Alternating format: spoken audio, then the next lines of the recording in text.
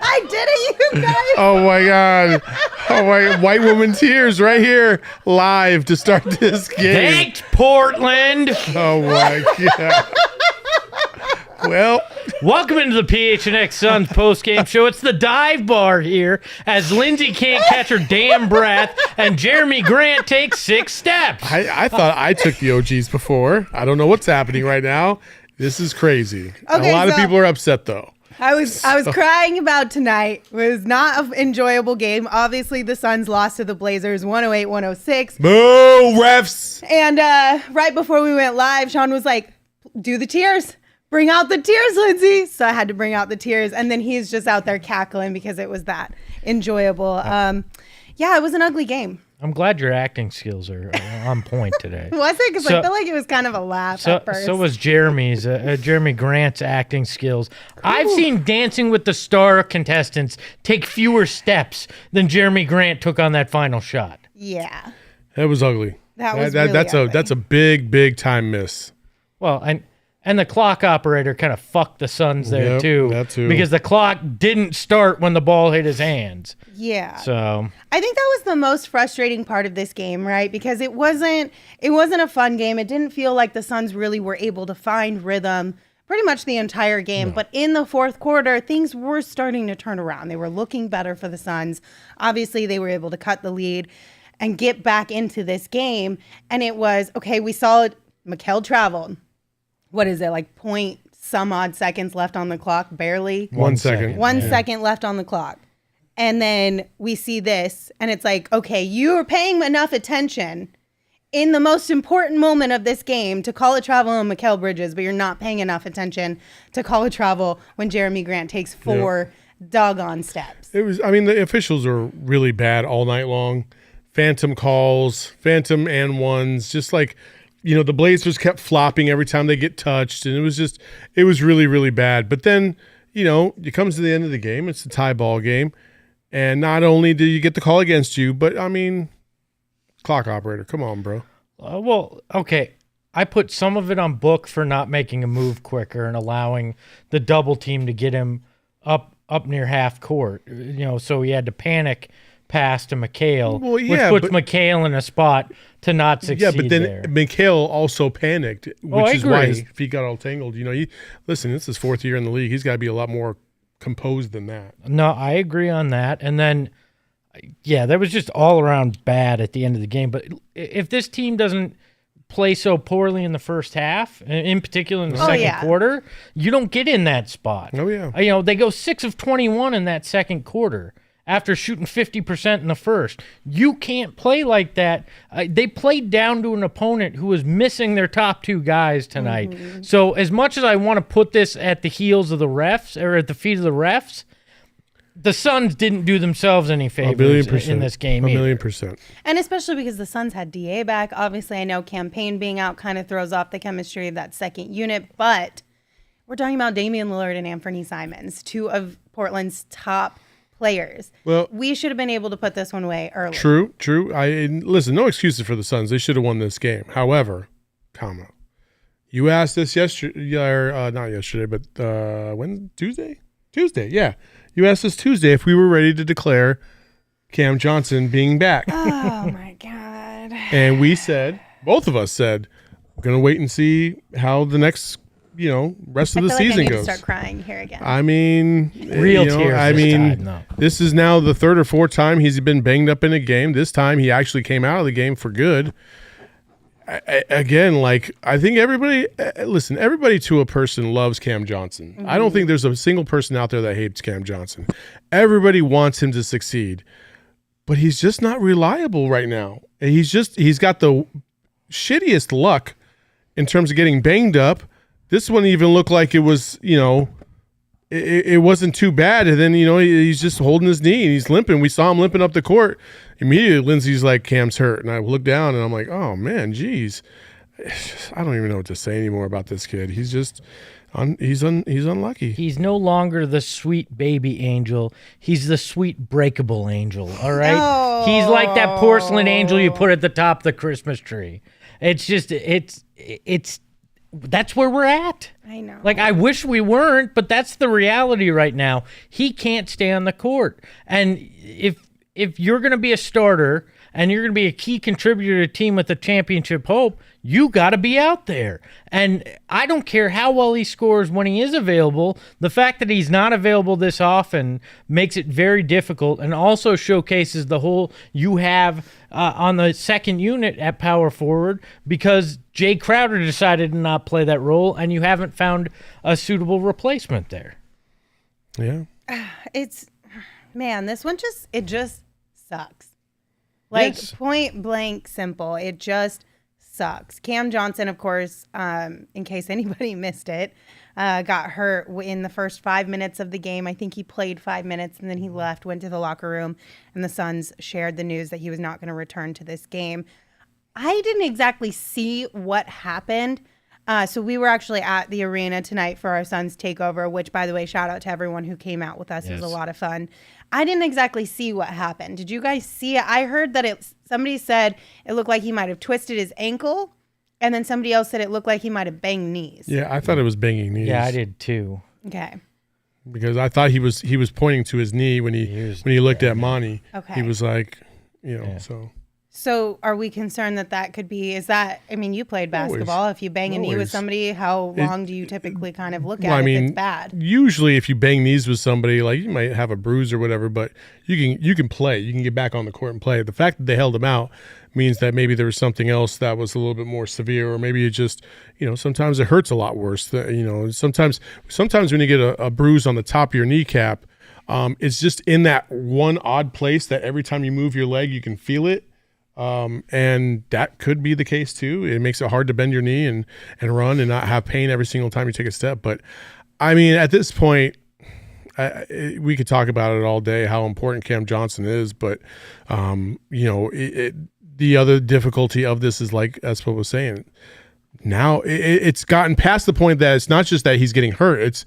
It also hurts your team chemistry, because you got to consistently have to reincorporate him back into the lineup over and over and over again. And it's hard. That's why the first unit was so successful last year, because Cam, when he was out, now the bench has to adjust to a degree before the starters do. Right. Now it's the starters, and that's difficult to do on a consistent basis. Well, one of the things that happened when he's not out there with the starters, and I think you saw that tonight, in particular when Torrey Craig came in that first half, is they don't have to trust the three-point shooting as much, right? Book's the one guy that they really have to focus on, because you don't have those three-point shooters, so things become more confined in the middle, and it looked very disjointed offensively in that game. And when did it start kind of opening up again? When Damion Lee starts hitting threes, when Landry Shamet hit a few. Like, it keeps the defense honest, and that's what Cam does, because they know he can go 7 of 11 from three, and they have to be up on him. And when you lose that, it just makes things more congested, especially the way Torrey Craig was diving to the hoop a lot and running into Ayton at times tonight. It was not pretty in that first half. We're kind of seeing this somewhat of a theme with the Suns, at least in the losses, and then the close game against the Mavs, and then obviously going back to the 7-game series with the Mavs.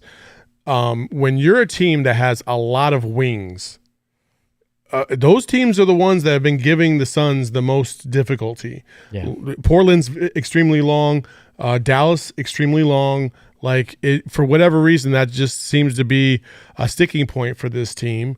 Not a lot of teams have that kind of crazy, depth in terms of wings, but Portland is a very good defensive team, and I think I slept on them before the game. I was telling everybody easily they're going to win back-to-back games by double digits. The Blazers are not a good matchup right now for this Suns team. Portland reminds me of a Walmart version of that Pelicans team we saw in round 1. Just a lot of lanky guys that can spread out on you, cause some problems defensively, and like you said, the Suns team doesn't match up well with it. And I don't know. There's some questions that still need to be answered with this roster. I'm not panicking by any means because of good teams one loss, are going to lose basketball games. Yeah, of course. But I think the Cam Johnson injury and not having a suitable backup becomes very apparent right now, and something that you have to address because you can't trust Cam to stay healthy at this point. So we have a couple comments that I want to address from the chat. Eldon said, the last Portland game was fun, and I didn't even mind that we lost, even though the end results were the same, a 2-point loss. This game was just frustrating and not fun at all. Completely agree. We have a super chat as well. This super chat is from Michael. Michael, thank you for your super chat. Said, I don't care about the numbers. Book has been trashed the last 2 games, and he lost this one. He went full ball hog mode. CB Craw, I never know how to say your name, said in response to the full ball hog mode, but he had his normal number of attempts tonight. So did you guys feel like Book was out there being a ball hog or no? No. What do you think? I don't think he shot well the last 2 games, but the only thing I didn't like in that final possession was he didn't commit to either taking that shot by making sure they didn't double team him up that far or commit to passing earlier to a teammate. That's my only problem with that final possession, but he also had the big 3 a little bit earlier late in that fourth quarter. So look, you're going to have off shooting nights. You're going to have 2-game stretches where you shoot the lights out, but he puts up consistent numbers, and I'm okay with that. I don't think it was a ball hog mode by any stretch. You turn the ball over, sure, but again, Devin Booker is your guy. I'm going to treat Booker like Kobe. Like Kobe was not going to pass that ball with the game on the line, or at least he was going to do his damnedest not to. Book absolutely gets that courtesy as well on this team at this time for sure. And Book has developed into a pretty good playmaker as well. So, you're hoping that he will make the right play at the right time. Tonight was a little bit delayed. There's a flow to this, and they'll get back into the flow and everything will be fine. And when they're faced with this again, they'll be fine. Mm-hmm. I thought, and then everybody's kind of going about DA as well. Are we going to address that right now? Or well, before we move on to the DA thing, I do just want to mention, with Book, we knew, there was a lot of concern about if Devin doesn't play at peak Devin performance type of play, this team is going to be garbage this year. But I will just say, outside of tonight, obviously that we struggled tonight, okay? But the other night, when Devin also had an off night, we were able to win. And I think that's going to be a part of the growing pains, part of the lumps that we have to take as far as other guys on this team growing that we've talked about already this whole entire season. I think that's another portion of it. Well, and if McHale doesn't travel and hits a shot there, nobody's saying any of this either. Well, I think we would still be saying it was not a fun game. No, I think we'd be saying not a fun game, but I don't think we'd be saying, oh, well, this team's in deep trouble with that when Devin Booker doesn't have a great night. I think this is simply they don't match up real well with Portland. There are sometimes good teams have bad matchups, like Saul was saying, and I think that may be the case with Portland. We've seen 2 very close games. If I had to put my money on it, you're probably going to see another one tomorrow night. That may just be the way this is going to play out with these 2 teams this year. Well, at least we, fingers crossed or knock on wood, in theory, wouldn't have to worry about them too deep into the playoffs. So we'll see. We do have another super chat, and this, Saul, is on your point from Icon. Icon, thank you for your super chat. If DA travels with 1 second left, we'd burn his house down. You're not wrong. When you say we, I know the general we you're talking about. Yeah, I mean, McHale gets more of a pass than DA, but that's because he was taken 10th and DA was taken first. I mean, that's the reality. Yeah. I'm not panicking about DA by any stretch of the imagination. I thought he played decently well, especially on the offensive side. I thought he was solid. He had 24 and 8. He shot 10 of 14. I mean, I don't know what else you want. I love the fact. My favorite part was the fact that he didn't really hesitate on some of those threes. You know what I mean? So it's just, again, like, people are always gonna. Yes, he got into foul trouble. I thought a couple of those foul calls were trash, and DA was frustrated, and he went at the refs as well. But again, like, it's not that big of a deal. It really isn't. 24 and 8 is what you want from him. You want 24 and 8. Yeah. I don't know what else. He held up his end of the bargain, and especially coming the first game back from injury too. Like, yeah. I'm not mad at that at all. I don't understand why people are talking about trading him. What? Because whenever they lose, that's what's said. Oh, it's DA's fault. Maybe it's time to deal him. Well, you can't deal him until January, and he's got a no trade clause. He can choose whether he goes somewhere. So get off that pipe dream for now. But Pugs and Hugs made me laugh. He, she, I don't know which, said, we equals Gerald. On this program, yeah, probably. Terrible. Just terrible. All I know is that there were not a ton of moments early on in this game that got us really excited or really hyped. No, not even a little I will bit. say those 2 DA threes, they did just that. It was so needed for this one. So for that, at the very least, we're going to name DeAndre in the Draft King of the game. As Saul mentioned, he finished with 24 points and 8 rebounds, and he was 2 of 2 from deep. So congratulations, DA. That second three, if he does, like, he dribbled and faked, stepped back and shot it and made it. Like, if he starts doing that, I'm sorry, but that unlocks a whole nother level to his game and the way that, they have to play him as well. Oh my God, I'd lose my mind if he was able to hit 3 to 4 threes a game. Oof. How fun would that be, though? That'd be really fun. Well, and just that ball handling that he showed to dribble, like, that was another thing we talked about. He's got to work on his handle. Well, he showed it tonight in that play. I hope we see more of that. I hope this now, there's more confidence in him shooting those threes as well. Absolutely. Also, speaking of the DraftKings Sportsbook app, if you guys have not downloaded it yet, you should absolutely do that. It makes basketball so much more fun. Or a little sad sometimes, but it's very entertaining. So Totri and Sean were here at the end of the game, and they put some money on the DraftKings Sportsbook app tonight on a parlay, I think. And in a game that was a little bit at least in the beginning, they were super into it. Yeah. It made it such a more enjoyable viewing experience, even if your team is having a rough game. So you should download the DraftKings Sportsbook app and sign up using the promo code PHNX, because when you use that promo code, you can make a $5 NBA moneyline bet and get $200 if your team wins. $200 in free bets that you can use for anything on the DraftKings Sportsbook app. And my apologies to the gentleman out at our event tonight that I said, take Cam Johnson as the first bucket maker. Go for that. He lost some money tonight. So my apologies. By the way, did you know we have a new sponsor, Lindsay? I did, but before you tell everybody about that, I do want to remind everybody that minimum age and eligibility restrictions apply. See show notes for details. So who's our new sponsor? Well, let's play the ad. We actually have a video ad for our new sponsor. Landale Landing, halfway between well done and well said, is Phoenix's premier active Suns fan community. Landale Landing is what being a Suns fan is all about. Hustle, self-deprecating humor, serviceable basketball skills, great desert views, and good Australian food. Call or text 602-935-6597, day or night, to secure your space. Landale Landing, where we're all dickheads.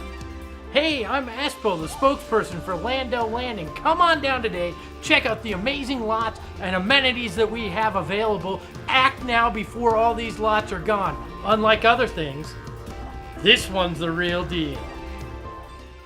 No. So that's our new sponsor. Unlike Kaminsky Cove, this is the real deal here. Wow. So, look at our production value of our sponsors just going through the roof. Yeah, written by some genius and produced by one Shane Diefenbach. So.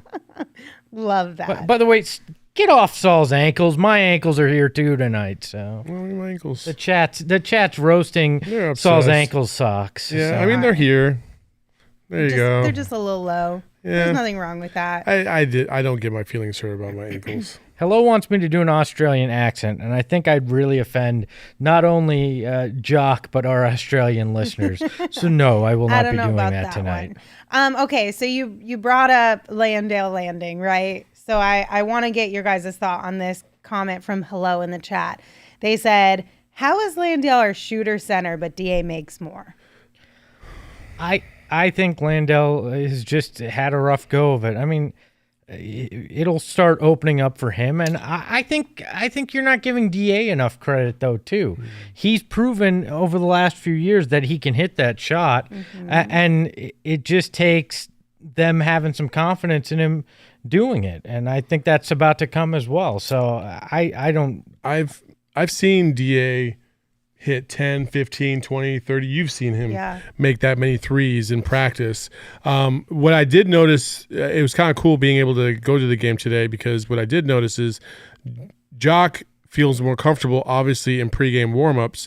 And when he's finishing his shot from three, he's actually finishing his shot like all the way down. And he made like 6, 7, 8 in a row.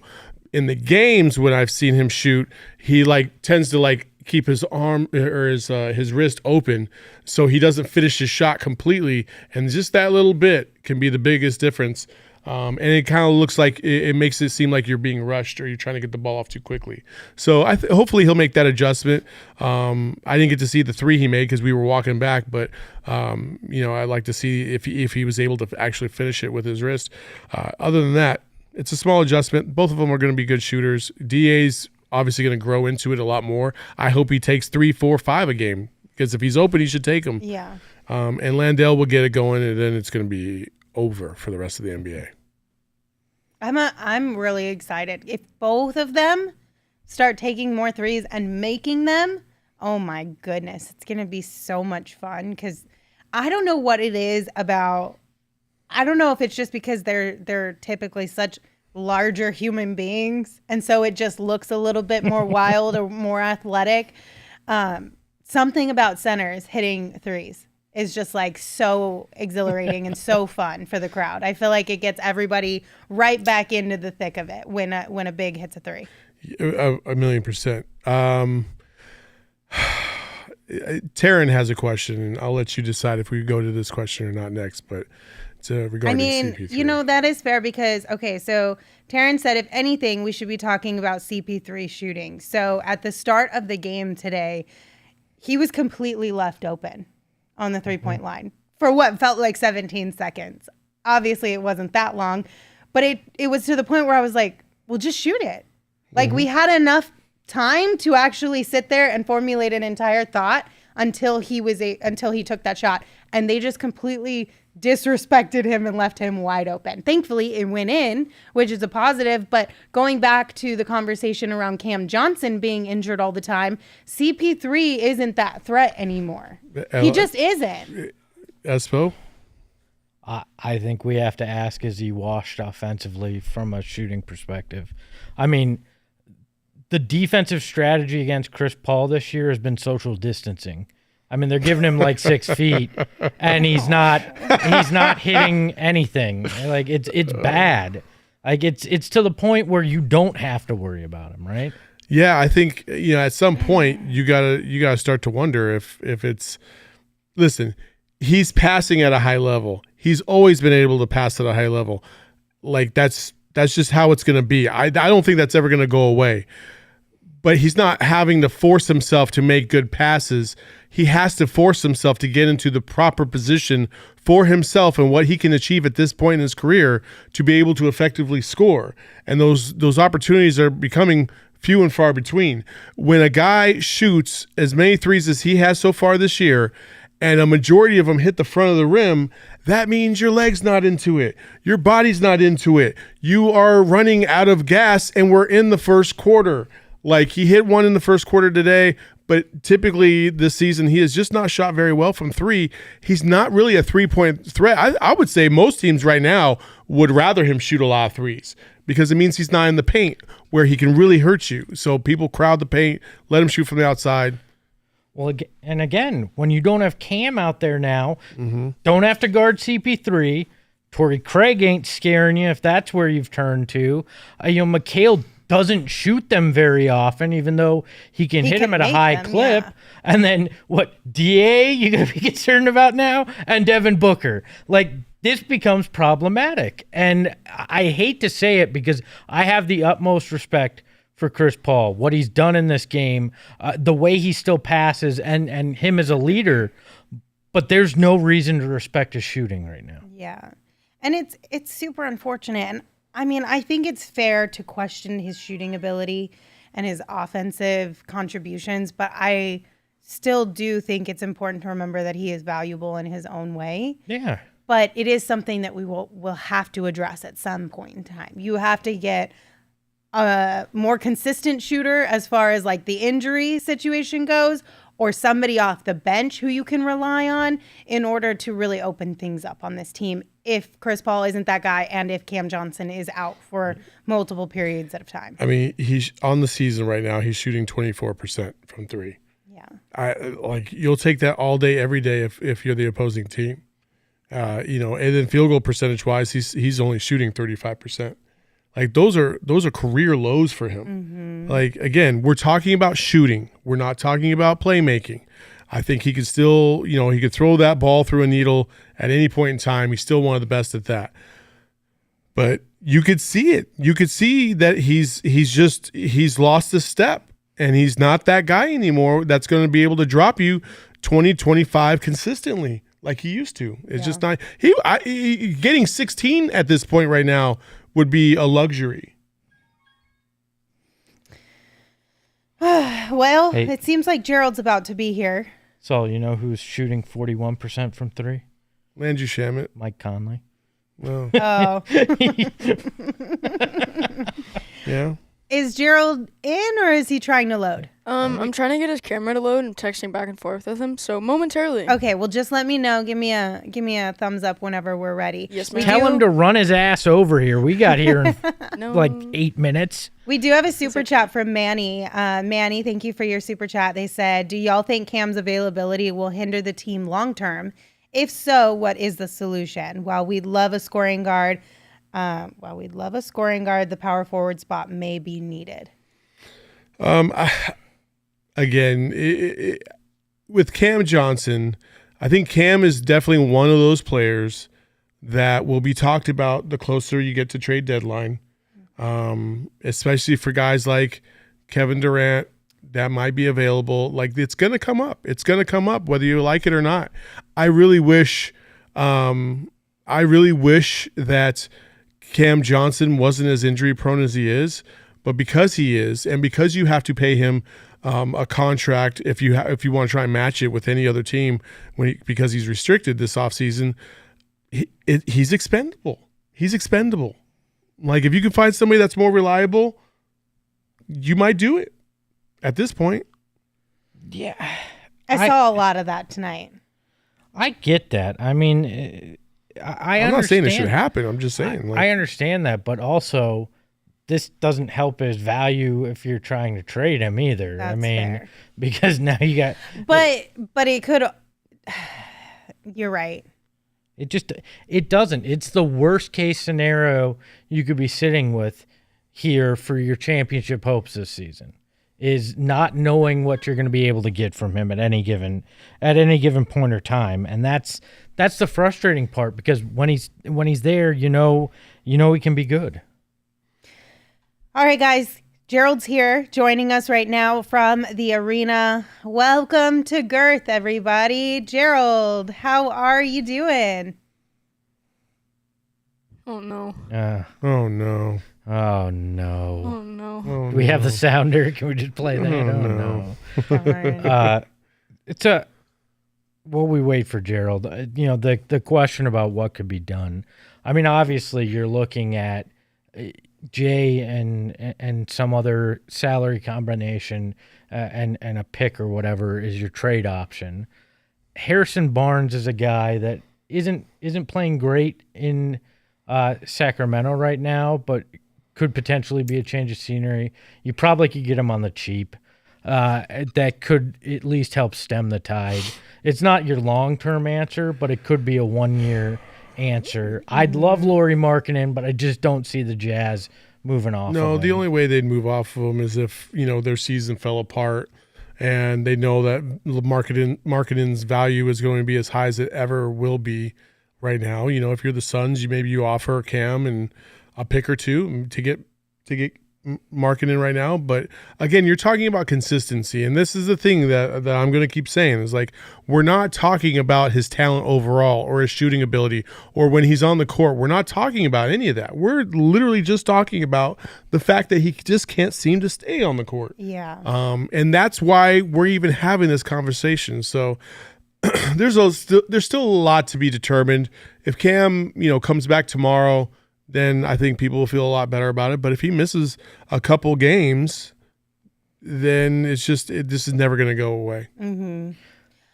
While we wait for Gerald, I do want to remind you guys that our friends over at Four Peaks and all of us here at PHNX, we're teaming up to host all U.S. and Mexico World Cup matches at their 8th Street pub. It's going to be a heck of a lot of fun. You guys can enjoy the game, enjoy beer specials, giveaways, guest appearances, and so much more. And if you want to join us, check the link in the show note to register for absolutely free. Also, we did put out the bingo card, the PHNX drinking bingo card. That's good for both tonight's game and then tomorrow's game as well. So that's on our Twitter page. So if you haven't picked up Four Peaks before tomorrow night's game, you should absolutely do that so you can play drinking bingo with us. Or if tomorrow night's game goes like this one, just drink anyways. Yeah, that too. But you do have to be 21 years or older to enjoy Four Peaks beer, and we ask that you enjoy responsibly. Or if drinking's not your thing, you could also try OGs. I mean, our friends over at OGs brands are great for either a heightened game experience or for a good night's rest after a game if you just want to fall asleep and forget about all the things you just watched on the court. And we have agreed to a brand new deal. We re-upped with OGs. They're such a wonderful partner, so we're super happy to have them as a part of our squad for even more time. They've been a blast to work with, and we know that you guys love them as well. We always get your fun comments in the chat about OGs, and it makes us laugh. So thank you guys for making this a fun partnership. As always, you can find them at your local dispensary or online at ogsbrands.com. But again, you must be 21 years or older to enjoy. Which strain makes me not want to cry about life and existence? Which one is that song? I think that's the sleepy time one. Just go to sleep. Just go to Just go to sleep. sleep. Go to sleep. All right. Maybe good to know. Indica would be good. So we did have quite a few people in the chat asking about Dwayne Washington Jr., obviously because campaign was out. Why wouldn't you see a little bit of Dwayne Washington Jr., which I think is a great question. The reason why he was not with the team tonight, from what we are understanding and was reported by Gerald and a few others, is that his lady had a baby.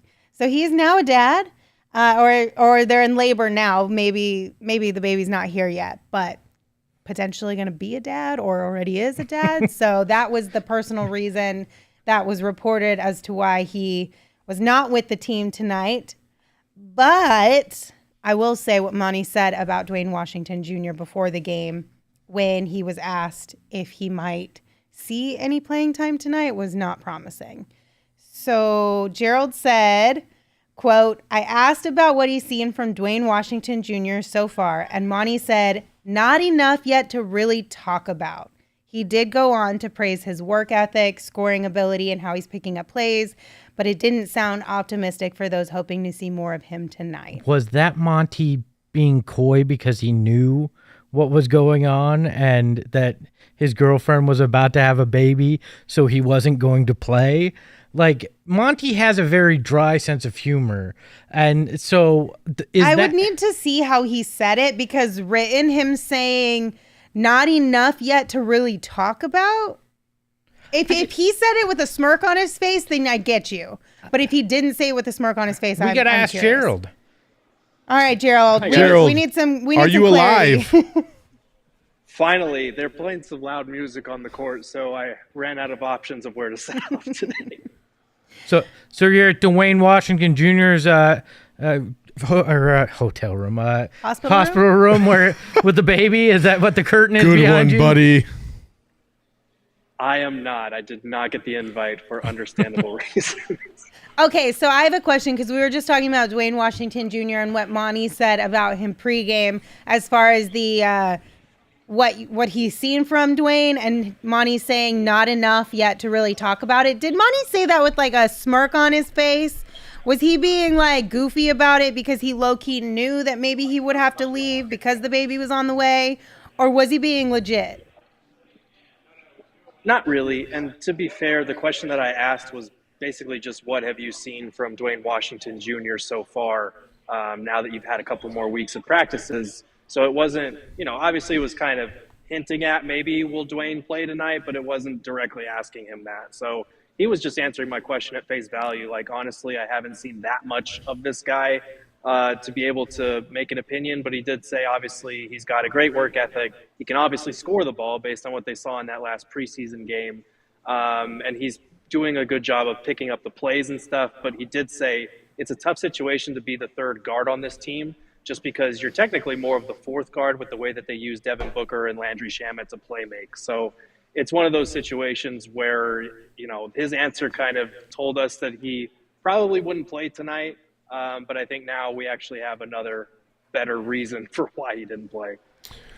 So we've been talking about Chris Paul, and there's a lot of other things we could talk about in this game, but let's start with Chris Paul, because that seems to be a bit of a concern scoring-wise, not necessarily playmaking. He's still getting the assists at a high level, but shooting-wise, he only takes 4 shots tonight. He was 1 for 3 from 3. Portland was basically saying, go ahead, shoot from the outside, because, you're shooting 24% from 3 this season. Right. What are you concerned, and what are you seeing from CP3 out there that might cause that concern? Yeah, I think a little bit. And Monty touched on this in post-game because he was asked about Chris's low shot attempt total there. And he was saying, it could be a flow of game thing. It could be the way that they were playing. But he did say, yes, 4 shots is obviously way too low for a guy like Chris. They need to get him the ball more and get him in positions where he can get shots off. How they do that, he said he wanted to kind of look back at the film and see because the Blazers, give them credit, they played really good on defense tonight. They had the Suns completely out of sorts in the first half. And only once they matched their intensity and urgency in the second half did things start to change. But no, it is a little bit concerning that Chris only took 4 shots. Like you said, the playmaking has definitely been there. I think it's still part of that adjustment process of letting other guys create a little bit more. But it is one they're going to have to get better at because, Chris needs to take more shots. It's just plain and simple. Gerald, is there any update on Cam Johnson? I know in the chat we had one of our Gerthlings drop that Dwayne Rankin shared that Cam left the arena on crutches. Have you heard anything additional on Cam? Yeah, I asked Monty. He had no update. Cam Johnson did leave the arena on crutches, not like the full-on ones, but kind of the I don't know how to describe them. So not the 2 fur, just the 1 fur. What did he have a cane? Isn't that like enough? Not a full set of crutches, just a halvesy. Well, it's one of those things where I don't want people to speculate because it could just be a precautionary thing. We don't know, but obviously not a great sign for him to be leaving the arena on crutches of any kind. When you leave the arena today, are you going to have crutches? Yes. I mean, I might if they keep cramming me in these spaces, man. I got to get a spot on the court again. Hey-o. What else did you hear? Like in talking with Monty and the players, what was kind of the I hate the word vibe, but I guess vibe in terms of this game? Was it just, hey, it happened some nights, or was there any concern with what they saw out there? No, I think it was very much we know we're better than this kind of vibe. We're disappointed, obviously, that we didn't come out and play the way we needed to. DeAndre Ayton joked that was the longest second that he's had to ever defend in the NBA on that last shot from Jerami Grant. Nobody really touched on the travel stuff. We didn't specifically ask because we don't want to get these guys fined. But nobody really touched it when they were describing the last play. DA admitted he kind of got lost thinking it was a lob that was going to Jerami Grant for a bucket closer to the basket. But yeah, you could just tell, like Devin Booker, I asked him about that last play where he got doubled and fed the ball to Mikal Bridges. And he was saying, I just made the right play. Like, I got doubled. Mikal was open. I gave it to him. He's been in that situation before. And I'm going to continue to trust my teammates and make those types of plays. It didn't work out for us this time, but it's a learning experience. And that kind of seems to be the consistent theme. Like, coming off that second round playoff upset, this is something Booker mentioned himself. You don't want to have that feeling again. So they want to put these guys in these situations. Success, failure, it doesn't matter, because in the long run, they'll be better for it. Use it as a learning experience. So I think that's kind of what we saw, obviously, against a team missing Damian Lillard and Anthony Simons. That's not great. But, move on. They have a chance to get it back tomorrow night, second night of a back-to-back. So we'll see what happens then. I just want your opinion, Gerald. Is it just a bad matchup between the Suns and the Blazers, or what is it about the Blazers? I thought she was going to ask if Cam Johnson was made of glass. Why would I go back to that? Or is it just that, for whatever reason, the Blazers just have our number? Like, what do you think it is? I mean, I feel like the Blazers and the Kings, those are the two teams that the Suns play multiple times early in the season, and they always drop like one or two of them for whatever reason. We've seen it the last couple of years. We saw it last year when they started, 1-3, and they went to Portland and just got their asses beat there. It's a random thing. I don't think the Blazers have their number. I think Jerami Grant just made a lot of tough shots tonight, and the Suns didn't get up for the occasion. Like, when another team's two best players are out, it's a little bit harder to find that motivation to be out here and to play as hard as you're capable of. Not making excuses for them, but we've seen this from them in the past where other teams have been missing guys, and those games honestly are more dangerous half the time than when they're playing, another contender that has all their guys out there. I think it's just the way that this team is wired. They feed off of, storylines or full strength matchups against really good teams. It's a little bit harder to get up for a Blazers team missing both of its best guys. That's just my opinion, but I think it's it's weird. They play them 3 times this season, and all 3 are before, November 6th. So, this is the season series that they've already lost tonight because of that travel and game winner tonight. I mean, we lost to the friggin' Sacramento Kings last year. We'll be okay. We'll be fine. Yeah. Yeah. I mean, it's November. Yeah. Listen, at least if we lose to the Kings at home, they have that laser beam that they can finally freaking fire. laser, man. Thank you, Gerald. Absolutely. Thanks, guys. Just see you tomorrow. Okay, so before we say goodbye, there's a couple more things that I want to talk about. And the first thing is this Twitter thread. So this was one of my favorite things that happened on Twitter tonight. Even though it didn't start well, at least we got this out of it. So obviously the Suns shared that Cam Johnson got hurt and will not return tonight. And Espo said accident prone. To which our friend Darth Voida said, damn, Johnson. And then Espo said, might have to be Scram Johnson. And then Darth said his knee is like Spam Johnson. And then what else did you say, Espo? Let's see. At Thanksgiving, they're Yam Johnson. And then it said, Darth said, when you go to OG's, you ask for a Graham Johnson. And then Espo said, when he's a guest on your show, he's a Suns Jam Johnson. It was cute. I thought you guys did a good job with that one. It made me laugh. I was really bored in that second quarter, and So I was tweeting with our friend Gerth. Always a pleasure he and I have some fun on there. So I know that was super random, but I just wanted to share it. I know CB Cross said, "Why are we encouraging Espo like this?" This is prime Espo. This type of shenanigans I will take all day long. When we say prime Espo, that means Lindsey approved Espo. Is what that means. Let me just say this. I used to have brilliance. Now there's just these slight flashes of it that happen every once in a while. So what you're saying is you're CP3. No, I miss a lot more than CP3 does. I take a hell of a lot more shots, and I miss them more often. So, by the way, Hello says, Lindsey laughing at campaign. How could you? How could you? It sounded like I said campaign, but Cam's pain is what I'm saying. It wasn't so much Cam's pain. It was just, I think rhyming is funny. I think it can be, call me a child, but I find it entertaining. Mm-hmm. That's all it is. And then the other thing that I wanted to tell you guys about is that obviously we know that the Suns and the Blazers face off again tomorrow. Oh, thank And God. our friends over at the Game Time app have made it really easy for you guys to get up to 60% off on tickets when you buy them last minute, aka less than 8 hours before tip off. I will say this: tomorrow morning. At around game time, it was cheaper to come to our events with the free food and the beer than it was to buy tickets to the Suns game. I'm telling you, hey, listen.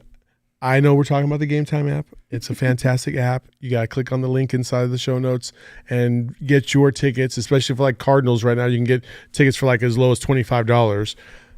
But also, phenomenal event tonight. Yeah, we did have a lot of fun.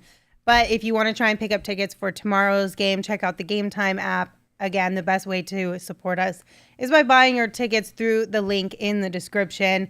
But we did have a wonderful time tonight. Thank you all who showed up and came and hung out with us. The food was great. The drinks were great. The company was even better. Yes, the game could have been better. But like you said, Espo, the company, fantastic. 10 out of 10. What was so cool about it is every single one. Mark Solera. Every single person that came just said it was so great to be around a lot of other people that share the same love for their team. But more importantly, how they have been following us and that what we're doing right now to try and put these events together has just been phenomenal. And they want to do more. I think just about every single person said they can't wait for the next one. Because we just do, we try to do our very best, and each event that you come to gets better and better and better because, we're learning too. And we're a little less awkward. I'm a little less awkward the second, third, fourth time around. I gotta say this.